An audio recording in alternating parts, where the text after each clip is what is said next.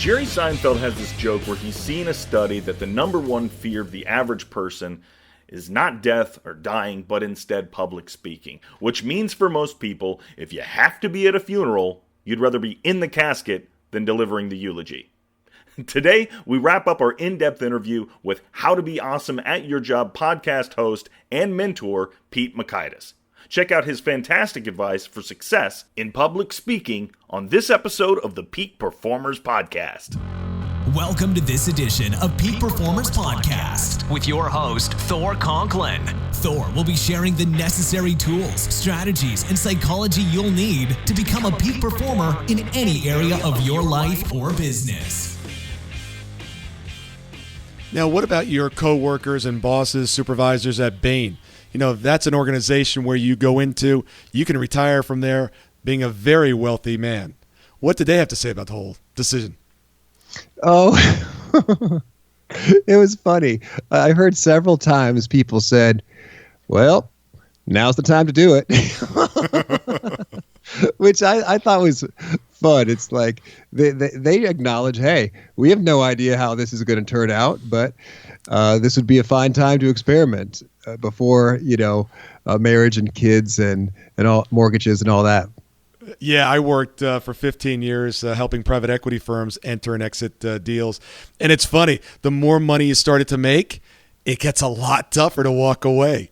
You think it's easy now, but as things increase and that paycheck gets bigger, it's a lot more difficult.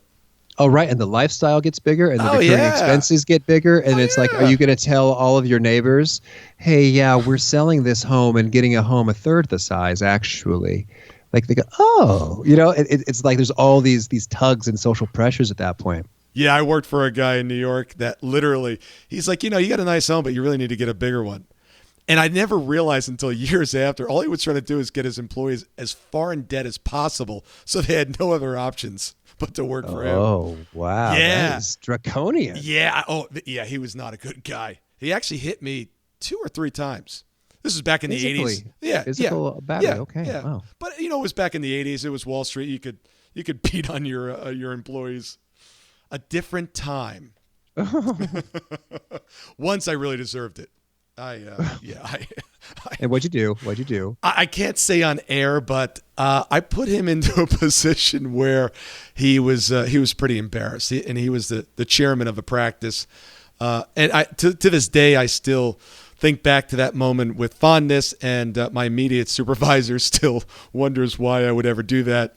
He actually tried to fire me twice, but I just never left. We were in the middle of some due diligence deals because we were busy. He's like, you're fired. I'm like, look, I'm too busy. I got to get this deal out. Actually, Bain Capital is one of our clients. Oh, yeah. They do a lot of help with private equity folk figuring out some of the key inputs and such. Yeah. So it was a different time, but a lot of fun. He was a very interesting guy, but always wanted to lock you down as much as possible. In business, what have you been afraid to try so far? What have I been afraid to try? I guess, I don't know, is afraid. It's funny. Afraid. In some ways, which I'll say reluctant. I've been reluctant to pursue opportunities that require substantial outside investment.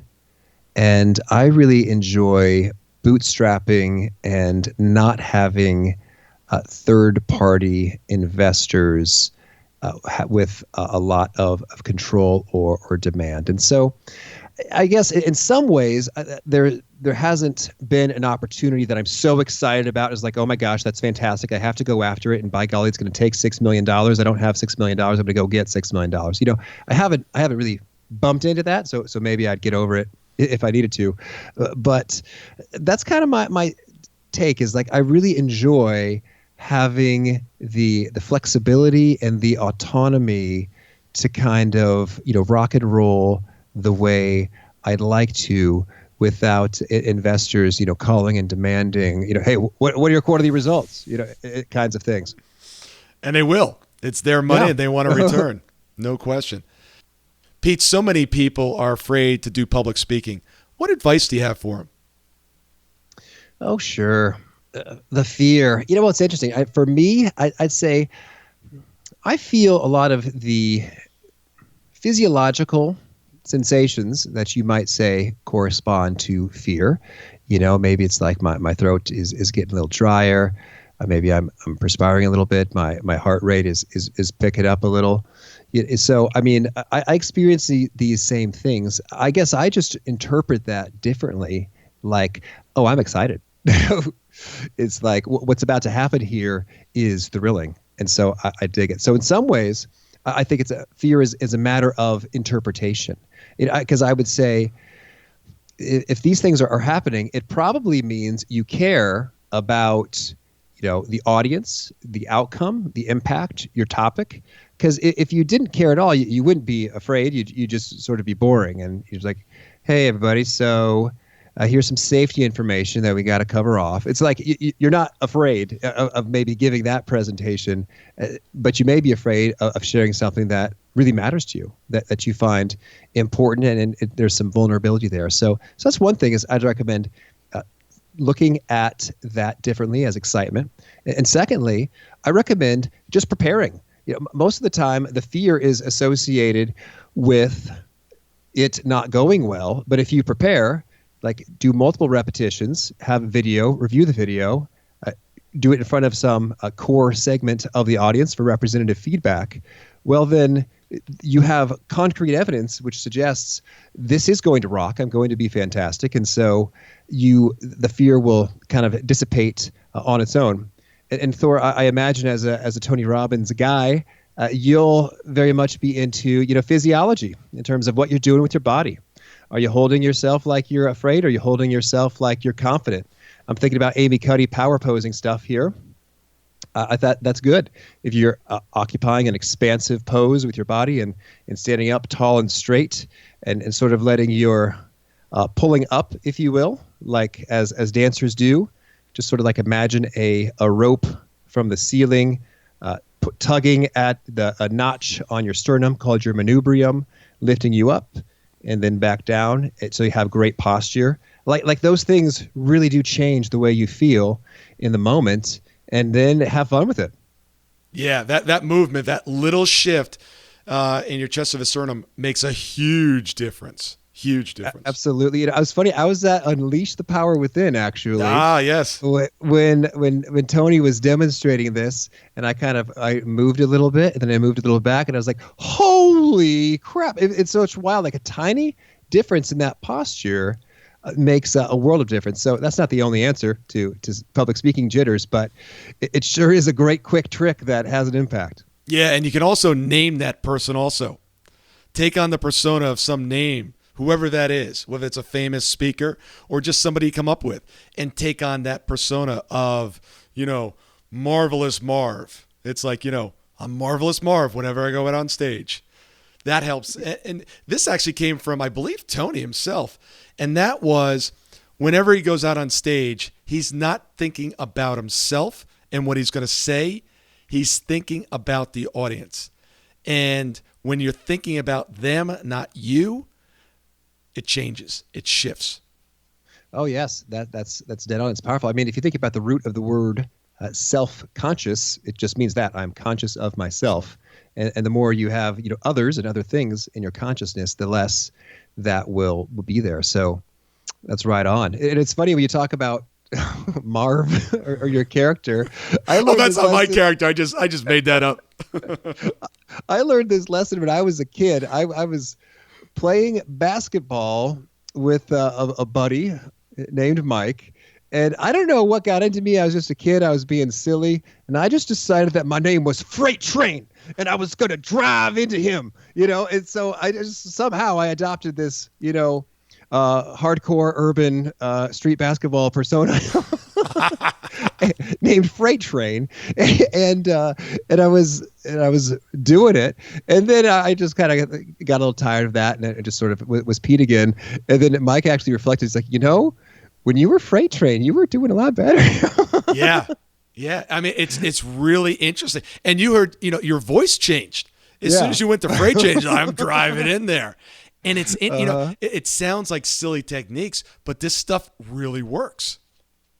Yeah, it does. It sure does. And as well as just think about role models, people you admire. It's like, what would they do right now? How would they hold themselves? What questions would they pose? And sure enough, oh, those are great questions. And sure enough, I come across brilliant because I asked those questions I thought of just because I was stepping into that role for a moment. Yeah. Actually, I recommend for clients, those wristbands that say WWJD, what would Jesus do? Right. If they have a persona, what would Marvelous Marv do? WWMM, whatever. It just as a reminder of what that person would do, because you start to behave that way. Indeed. Let's switch for a second, and I want to talk a little bit about commitment.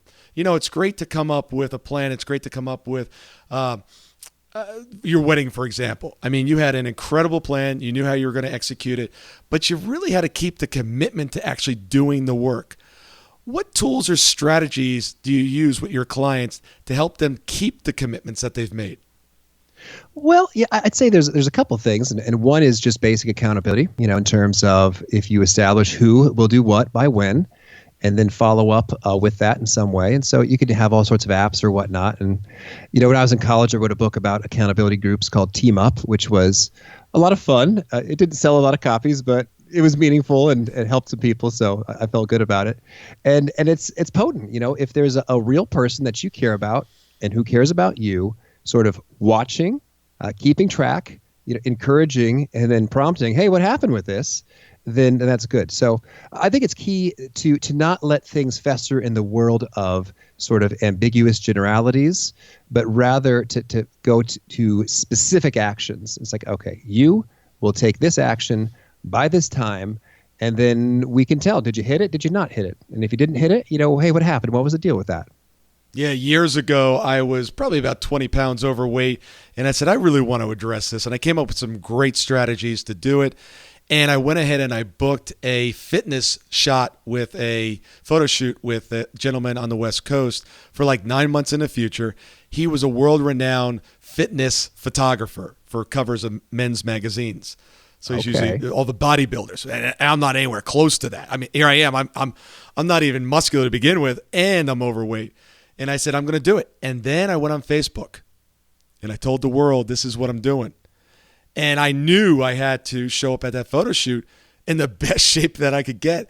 And it was amazing how much pressure, by letting everyone know what I was going to do, it worked.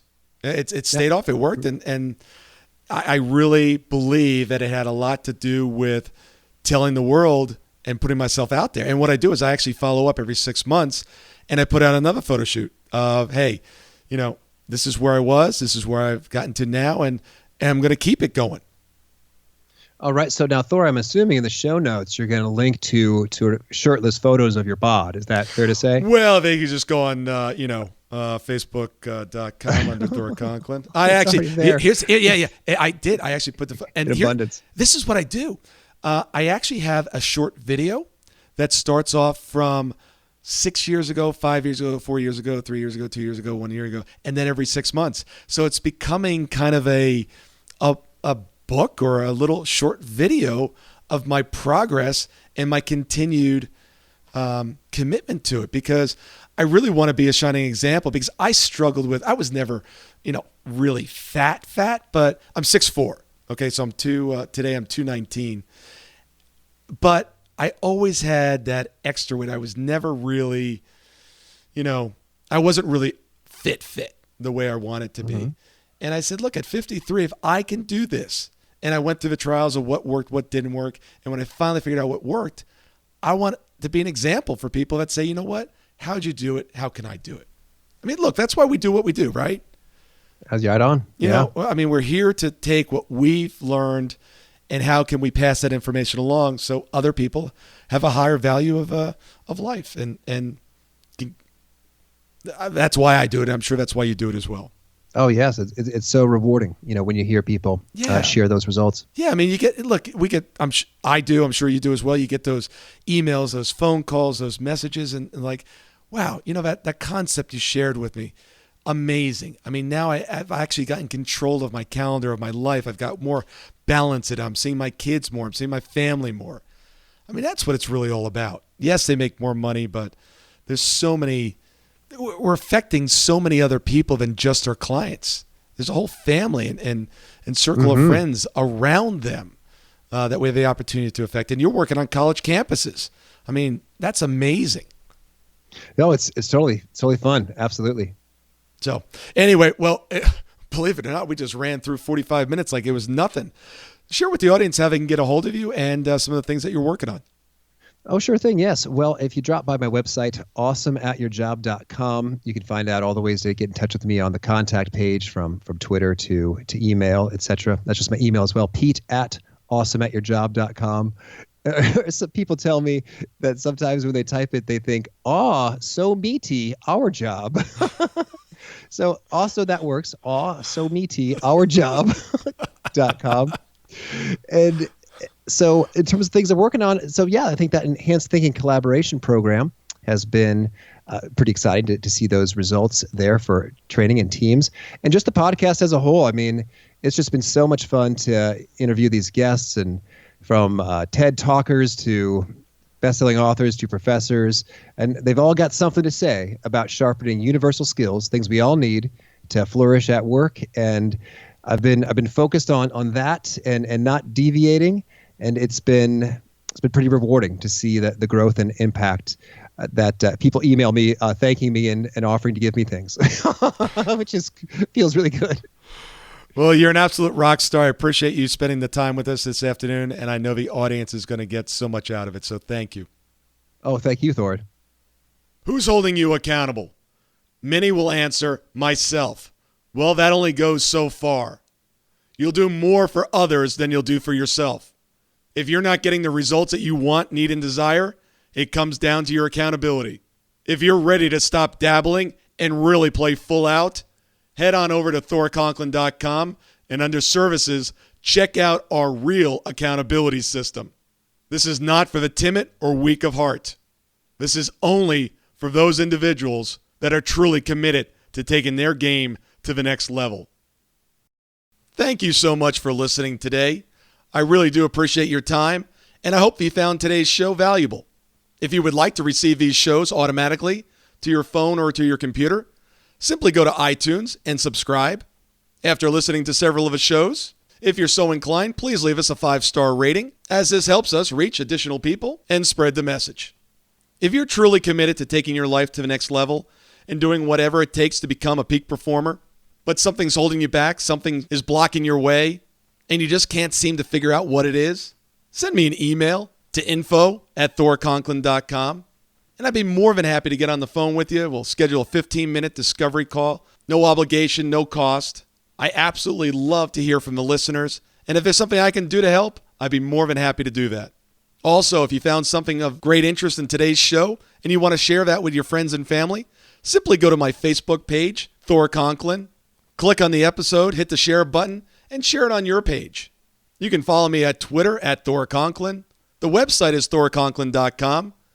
We're constantly adding new free resources, discussing additional tricks, tips, tools, and strategies on how to be a peak performer.